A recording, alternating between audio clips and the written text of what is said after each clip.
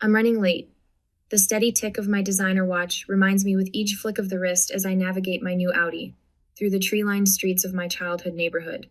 My knuckles whiten against the steering wheel when my parents' six-bedroom colonial comes into view, its stately presence looming larger than the actual structure warrants. 28 years old, the youngest senior marketing director in my firm's history, and my stomach still knots like I'm 16 and missed curfew. I check my reflection in the rearview designer blazer crisp, makeup flawless, hair smoothed into submission, armor all of it. The driveway is already full Brandon's Range Rover, Olivia's family SUV, Dad's Mercedes. I park on the street like a visitor, which is exactly what I am these days. 4 visits a year, each one more exhausting than the last. My heels click against the stamped concrete path to the door, the sound sharp and purposeful. I don't knock. I never do. This performative dance of belonging requires certain steps. There she is. Mom's voice carries from the kitchen as I slip inside. We were about to start without you. No hug, no direct eye contact. Just the familiar scent of roasting turkey and cranberry and the undercurrent of disapproval that has always scented the air when I'm present. Sorry, client emergency. The lie slips out easily. Better than admitting I sat in my car for 15 minutes, practicing deep breathing exercises. Always working. Dad appears in the hallway, bourbon in hand, eyes tracking my outfit with familiar appraisal. One of these days, you'll find something more important than that job. My smile stiffens but holds. Nice to see you too, Dad. I follow the sounds of conversation to the dining room, where Olivia is arranging flowers at the center of a table, glittering with Mom's best china and crystal. Brandon sprawls in a chair, phone in hand, barely glancing up as I enter. Savannah, Mom says, appearing behind me, go ahead and sit at the kids' table. We've got a spot for you there. The words hit like a physical blow. I turn slowly, certain I've misheard. But there it is, the plastic folding table set up in the corner of the dining room, ringed with colorful children's chairs and set with themed paper plates. My nieces and nephews aren't even there yet, still playing in the basement from the sounds of distant squeals. The kids' table? My voice emerges steady despite the heat rising in my cheeks. Mom's expression remains pleasant, unbothered. We need the space at the main table for Gregory's parents. They're joining us this year. She gestures to Olivia's in-laws, whom I've met exactly twice. I stand frozen, the memory of this morning's preparation washing over me. The care I took selecting this outfit. The extra time spent on my hair. The pep talk in my bathroom mirror. Just get through today. It's just 4 hours. My apartment had felt like a sanctuary this morning, the framed award on my desk, the notification of my promotion still open on my laptop. My friend Maya's voice on the phone. Why do you still go? Seriously, Savannah, what would happen if you just didn't? Now, trapped in the doorway between escape and humiliation, I consider objecting. My lips part, protest forming on my tongue. Brandon looks up from his phone, catching my expression. His eyes narrow slightly, a familiar look that says, don't make a scene. The same look he gave me when I tried to explain my first gallery showing, when I announced my promotion, when I bought my apartment without parental financial support. Fine. The word tastes bitter. I force my feet to move toward the children's table, acutely aware of every eye not watching me, of the deliberate conversations continuing as if this is normal, as if this isn't a statement written in plastic and paper. I lower myself into a chair meant for a child, knees nearly touching my chest, the edge of the table hitting at an awkward height that forces me to hunch. My niece's unicorn plate sits before me, the cartoon eyes seeming to mock my discomfort. The children filter in, eyes wide with confusion at finding an adult at their designated table. My 7-year-old nephew Ben tilts his head. Aunt Savannah, why are you sitting with us? I swallow hard. Just mixing things up. At the main table, conversation flows without interruption. Mom leans toward Olivia. How's the baby sleeping these days? Brandon, Dad's voice carries. Tell Gregory about that promotion. Glasses clink as my father raises his in a toast. To family success, he says, his gaze touching everyone but me. The adults murmur in agreement, a chorus I'm not part of. I watch them from my exile, the realization settling cold and heavy in my stomach. This table, this ridiculous, child-sized plastic throne eyes, the perfect symbol for my entire life in this family. Always adjacent, never included, tolerated, never celebrated. My 7-year-old niece Lucy bumps her juice cup, sending a purple wave across the table and directly onto my cream silk blouse. The cold seeps through immediately, grape juice bleeding into expensive fabric. Sorry, Aunt Savannah. Her little face crumples with genuine remorse. It's okay, sweetie. I dab at the spreading stain with a paper napkin, the material disintegrating against wet silk. Something breaks inside Menot dramatically, but with a quiet finality, like ice shifting beneath the surface of a frozen lake. I stand up, the child's chair scraping against hardwood. I fold my paper napkin carefully, placing it beside the cartoon plate. Mom glances over, brow furrowing. Savannah, is something wrong with your seat? I don't answer. My steps are measured as I walk to the hallway closet and retrieve my coat. I can feel their eyes now, finally seeing me as I prepare to disappear. Some traditions aren't worth preserving. The door closes behind me with a soft click instead of the slam my trembling hands want to deliver. Restraint my lifelong companion. Savannah, where are you going? My mother's voice carries through the front window, that perfect pitch of controlled outrage that's fooled country club friends for decades. I turn, meeting her eyes through the glass. I'm leaving. Enjoy your dinner. Simple words. No dramatics. Just truth delivered without padding or apology. My hands shake as I slide the key into the ignition. The Audi purrs to life, its gentle vibration steadying me as I pull away from the curb. The silence in the car wraps around me, unfamiliar and terrifying. 28 years of family Thanksgivings, and I've never once left early. My phone buzzes before I reach the first stoplight. Then again. And again. By the time I'm 3 blocks away, the notifications have become a continuous hum against my thigh. My family's collective outrage transmitted through cellular waves. At a red light, I glance down. Brandon, stop acting like a child. Come back. The irony would be amusing if it weren't so painful. I was literally sitting at a children's table 10 minutes ago, but I'm the one acting childish. My voicemail indicator flashes. I tap it, putting it on speaker while I drive. Savannah, my father's voice fills the car, bourbon rough. Enough of this nonsense. Get home now. Not a request to command issued to an underling, not a successful adult woman. 2 more texts arrive in quick succession. Olivia, Mom is freaking out. Just come back and talk. You're ruining dinner. The family group chat explodes with messages. What is going on with her? She's always been so sensitive. Should we be worried? This is so embarrassing with Gregory's parents here. My exit wasn't about creating a scene, but their responses reveal how thoroughly they misunderstand me. I don't want drama. I just wanted a place at the table. A real place.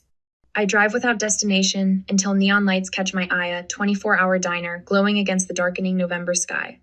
The parking lot is half full, other holiday refugees seeking sanctuary from family obligations. The warmth hits me as I step into not just physical heat, but something more essential. The waitress looks up from wiping a counter, her eyes taking in my designer clothes, the mascara smudge I can feel beneath my right eye. Honey, you look like you could use some coffee. She doesn't ask what's wrong or why I'm alone on Thanksgiving, just slides a mug in front of me as I settle into a booth. And maybe a slice of pie? She adds, her smile genuine in a way my mother's never is. That would be perfect. My voice cracks on the words. While waiting, I scroll through my phone's photo gallery. Each swipe reveals another family gathering, where the pattern is clear once I allow myself to see it. Christmas 3 years ago. Everyone clustered around the tree while I stand slightly apart, half-cropped from the frame. My college graduation, my parents flanking my siblings in the foreground while I hold my honors diploma just out of focus.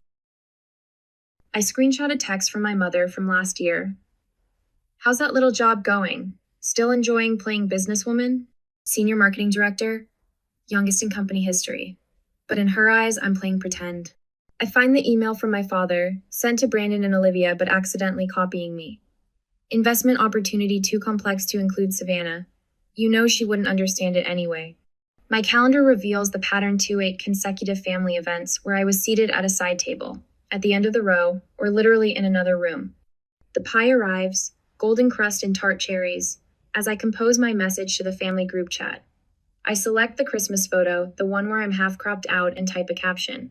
The perfect family, always making sure the youngest one knows her place. I continue typing. My fingers steady now. This isn't just about the table. I've been treated like an afterthought my entire life. When you all actually see me as an equal, let me know. My thumb hovers over the send button. The single action will fracture 28 years of acquiescence. Once sent, there's no pretending anymore. No more good daughter who swallows indignities with a smile. I press send, then power off my phone completely. The pie tastes better than any Thanksgiving meal I can remember. I savor each bite, leaving a generous tip before walking back to my car. My spine feels straighter, my shoulders lowered from their perpetual defensive hunch. Savannah? Savannah Reeves? I turned to find Mark Connolly, my lab partner from AP Chemistry, now a pediatrician according to the occasional social media glimpse. Mark, hi. He studies my face with professional assessment. You look different, lighter somehow. I smile, surprised to find it genuine. I finally put down something heavy I've been carrying for years. He nods like he understands, though he couldn't possibly know what transpired today. But maybe he recognizes the universal look of someone who's finally chosen themselves after years of self-abandonment. As I drive toward homie home, not theirs, I wonder what happens next. Will I withstand the guilt storm that's surely brewing? Will I cave when my mother cries or my father threatens? Or will this be the first day of a new chapter where I finally stand my ground? The night sky opens above me, vast and full of possibilities I never allowed myself to see, while squeezing into spaces too small to contain me. I drop my keys into the ceramic bowl by the door, a piece I bought from a local artist to celebrate my first promotion.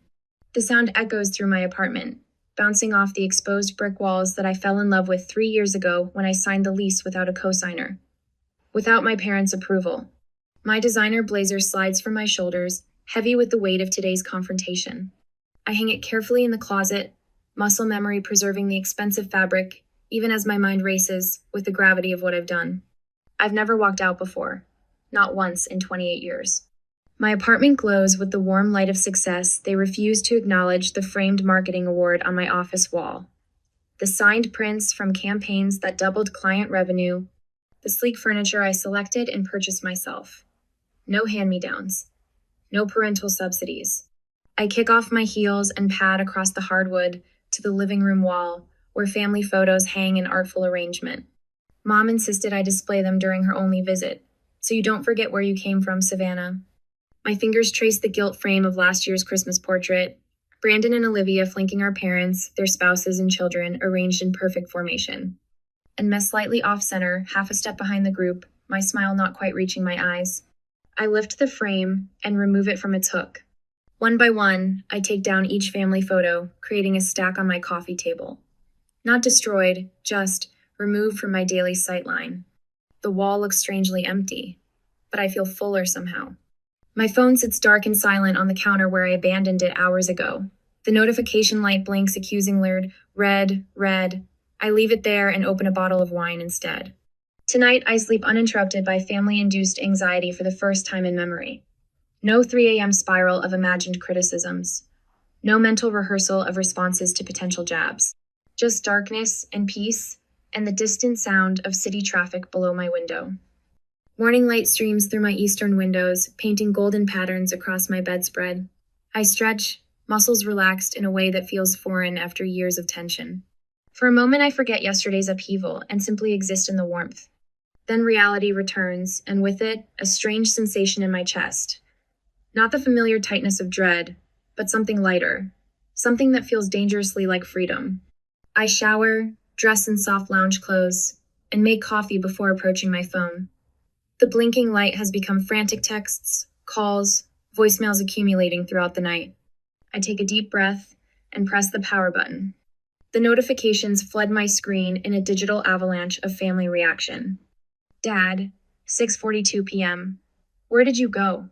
Call your mother immediately. Dad, 7:15 p.m. Your mother is devastated. Fix this now. Mom, 6:38 p.m. Savannah, please come back. We're worried about you. Mom, 8:24 p.m. I don't understand why you're making this into such a big deal. It was just a table arrangement. Brandon, 7:03 p.m. Way to ruin dinner. Mom's upset and Dad's furious. Nice work. Brandon, 10:17 p.m. If you thought this would make us respect you more, you're wrong. You're acting like a child. Olivia, 6:55 p.m. Where are you? Mom's freaking out. Olivia, 8:42 p.m. Do you realize how selfish you're being? Mom can't stop crying. The messages escalate through the evening, concern morphing to anger, then outright threats.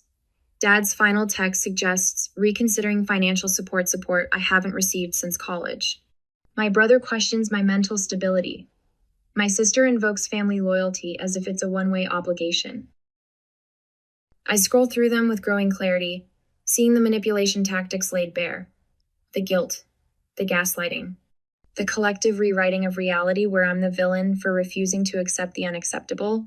Then a text from an unexpected sender stops my thumb mid-scroll. Emma, 13, Olivia's daughter. I get it, Aunt Sav. They make me feel invisible too. My breath catches. I read it 3 times, my niece's simple words cutting through the noise of adult accusations. She sees it too, the subtle exclusion, the dismissal of worth. My phone vibrates with an incoming call. The name surprises me. Aunt Vivian, Dad's sister, who disappeared from family gatherings years ago. The black sheep who chose career over children and paid the price in familial currency. Savannah? It's Vivian. Her voice sounds both foreign and familiar, a blood connection speaking through years of absence. Aunt Viv. It's been 6 years, I know. Your cousin Marcus showed me your message. About the kids' table.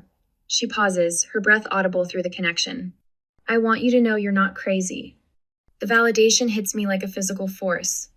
I sink onto my couch, emotions threatening to overcome my careful composure. I went through the same thing when I chose career over kids, she continues. Your father and mother couldn't reconcile my choices with their worldview, so they simply reduced me, made me smaller, put me at the metaphorical kids' table until I stopped coming to dinner altogether. Memories surface of childhood questions about Aunt Vivian's absence. She doesn't care about family, was the standard response. A simple explanation that absolved everyone else of responsibility. I always wondered why you stopped visiting, I admit, voice barely above a whisper. Same reason you walked out yesterday. Dignity has a breaking point, Savannah. After we hang up, I pull my journal from the desk drawer and open to a blank page. At the top, I write boundaries in bold capitals, then begin listing them with surprising clarity. 1. I will only attend family gatherings where I'm treated as an equal adult. 2. I will no longer accept dismissive comments about my career. 3. I will meet on neutral ground, not the family home. The list grows, each boundary a brick in the foundation of my self-respect. When it's complete, I call my therapist for an emergency session. Then my friend Maya, who answers with immediate concern. I did it, I tell her. I finally walked out.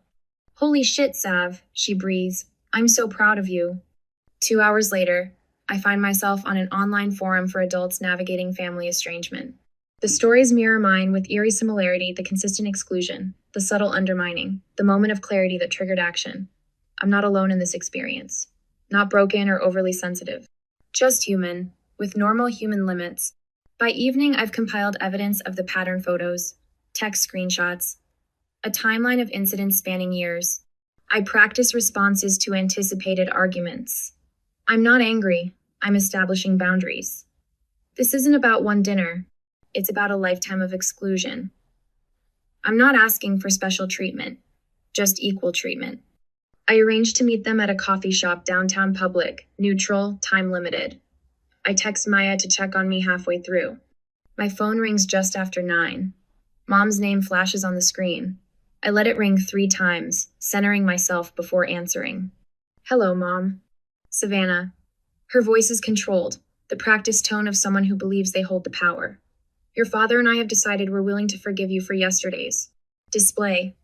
The old Savannah would have accepted this opening, grateful for any path back to approval. But that version of me sat at a folding kids' table and accepted paper plates, while adults dined on china. I inhaled deeply, feeling my spine straighten. That's interesting, I reply, my voice steady and clear, because I'm still deciding if I'm willing to forgive you.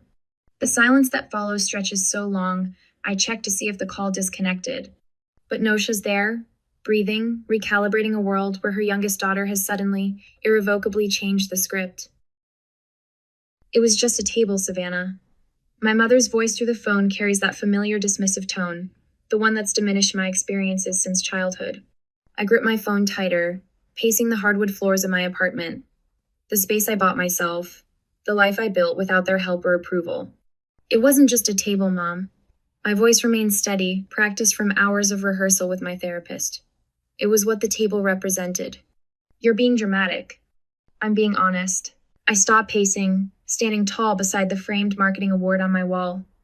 The kids' table was just the final insult in a pattern that's existed my entire life. I tick off the evidence I've compiled in my journal. You excluded me from Brandon's investment group because, and I quote, "It's for people with real careers." You introduced Olivia as your successful daughter at the Christmas party last year while I stood right beside you. You've seated me away from adults at every family gathering since I turned 18. The silence on the other end stretches long enough that I check to see if she's hung up. That's not how it happened, she finally says, but her voice lacks its usual conviction. I have the text, Mom. I have photos. I have emails. I trace my finger along the compass tattoo on my wrist me private reminder to follow my own direction. This isn't about one dinner. This is about 28 years of being treated as less than.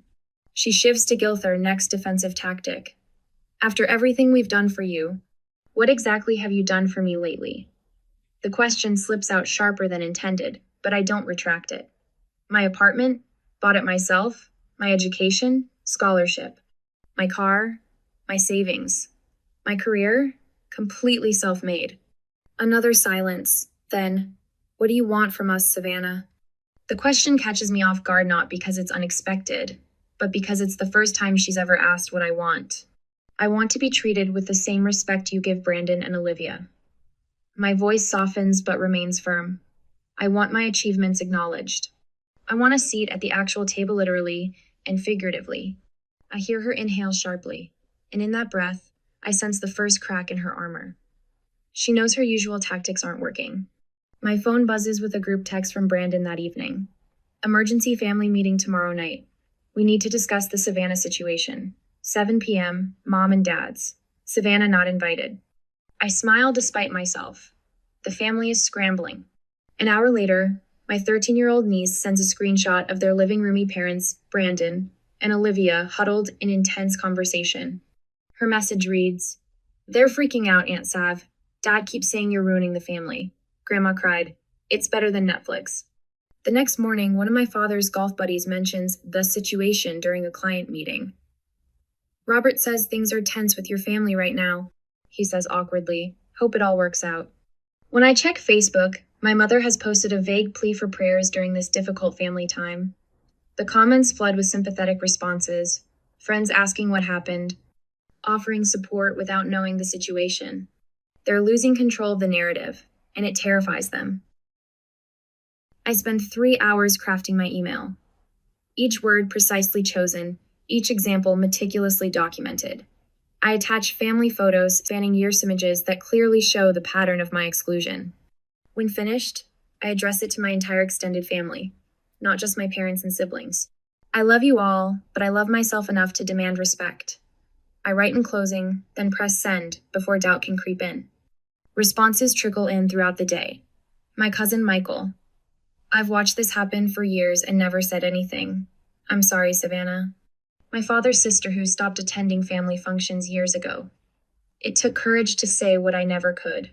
Proud of you, niece." Even my mother's best friend sends a private message. "Your mother and I have been friends for 30 years, but you're absolutely right. I've seen how they treat you." I hadn't expected allies. I prepared to stand alone. "Can we talk?" Olivia's voice sounds different on the phone. Smaller. I'm listening. I curl up in my reading chair, guard still up. "I've been thinking about things." She pauses. "About how we've treated you." I wait, refusing to fill the silence. "Greg mentioned something last night," she continues. "He said he's always been confused about why you're treated differently. He thought maybe there was some history I never told him." "And what did you say?" I couldn't think of a reason. Her voice cracks slightly. "I never thought about how it looked from your side. I just accepted that's how it was." It's not exactly an apology, but it's the first crack in the family's united front. When the formal invitation arrives in my email, I almost laugh out loud. The Reeves family requests the pleasure of your company for a family discussion dinner. Seating arranged by Savannah Reeves. The location is a neutral restaurant downtown, not the family home where they hold home court advantage. The time works with my schedule, not theirs. Every detail acknowledges my new position of power. I smile as I type my response. I accept. For the first time in my life, they're playing by my rules. Now I'll discover if my family is capable of genuine change, or if I'll need to create a life without them in it. The ball is finally in my court, and I'm ready to serve. I arrive at Marcello's 20 minutes early, my heels clicking against polished marble as the hostess leads me to the table I specifically requested when making the reservation. Round. Equal. No head, no foot, no hierarchy built into the furniture itself. Perfect, I tell her, sliding my blazer from my shoulders. The material is expensive, a power color that makes my skin glow. Armor again, but different this time. Battle dress rather than camouflage. I place the name cards with deliberate care. My fingers don't tremble at all, which surprises me. My position at the symbolic north. Parents flanking me. Brandon and Olivia across. The geography of confrontation, mapped with cardstock and calligraphy. The restaurant hums with quiet conversation. The discreet clinking of silverware against fine china. I check my watch. 7 minutes. I smooth my napkin across my lap, straighten the butter knife that's already perfectly aligned. 6 minutes. I resist the urge to reach for my phone, to check for a last-minute cancellation text. When they arrive together, of course I don't stand. Savannah. Mom's voice wavers between greeting and question. Dad's eyes narrow as they scan the table arrangement, the placed cards. Brandon's jaw tightens. Olivia clutches her purse strap a fraction tighter. Thank you for coming, I say, my voice steady. Professional. The voice I use in boardrooms, not family dining rooms. Please, sit. They hesitate, caught in the unfamiliar dynamic, but then one by one, they follow my direction. Not one of them questions the seating arrangement. First victory. Dad clears his throat as soon as they've settled, launching into what sounds like a rehearsed speech. I think we all agree that family unity is what matters most here. We need to incident and focus on healing together. Your father's right, Mom adds, her eyes already glistening with practiced tears. This has been devastating for all of us, Savannah. We've always been such a close family. Brandon leans forward, elbows on the table. Some people are just more sensitive than others. Not everything needs to be a federal case. What Brandon means, Olivia jumps in, her smile tight, is that we all love you, and surely we can find a middle ground without all this drama. I take a sip of water, letting the silence stretch until they grow uncomfortable in it. I've prepared for this exact moment, rehearsed it in my bathroom mirror until the words feel natural. I'd like to establish some ground rules for our conversation, I say, placing my glass down precisely on its water ring. Each person speaks only for themselves. No one interrupts. And we focus on specific behaviors, not character assessments. Dad starts to object, but I hold up my hand. He stops mid-syllable. Second victory. For 28 years, I've been systematically excluded from full participation in this family. The children's table at Thanksgiving was simply the most literal manifestation of a pattern that's existed my entire adult life. I meet each of their eyes in turn. Can anyone explain why a 28-year-old successful woman should sit at a children's table? The silence that follows is devastating in its completeness. Mom's fingers worry at her napkin. Dad examines his water glass as if it holds answers. Brandon shifts uncomfortably. Olivia stares at her lap. I guess, Mom finally says, her voice small. I never really saw you as fully adult without a husband. That's how I was raised. A woman becomes a woman when she has a family of her own. Dad's admission comes gruffly. In my day, success meant family, not just career. I built something that will outlast me. Your job. It's just not the same. Maybe, Brandon adds, surprising me with his hesitancy. I've been intimidated by how easily everything comes to you. You didn't need connections or Dad's help like I did. It was easier to dismiss your achievements than admit that. Olivia's eyes shine with actual tears now, not the performative ones she usually deploys. I knew it wasn't fair, how we treated you. But changing it meant acknowledging my part in it. She reaches across the table, stops short of touching my hand. I'm sorry, Savannah, truly. I absorbed their words, feeling something shift inside me. Not forgiveness exactly, but recognition. The first honest conversation we've had in decades. Moving forward, I say, my voice firm but not unkind. I need certain boundaries respected. I will participate in family gatherings as an equal adult.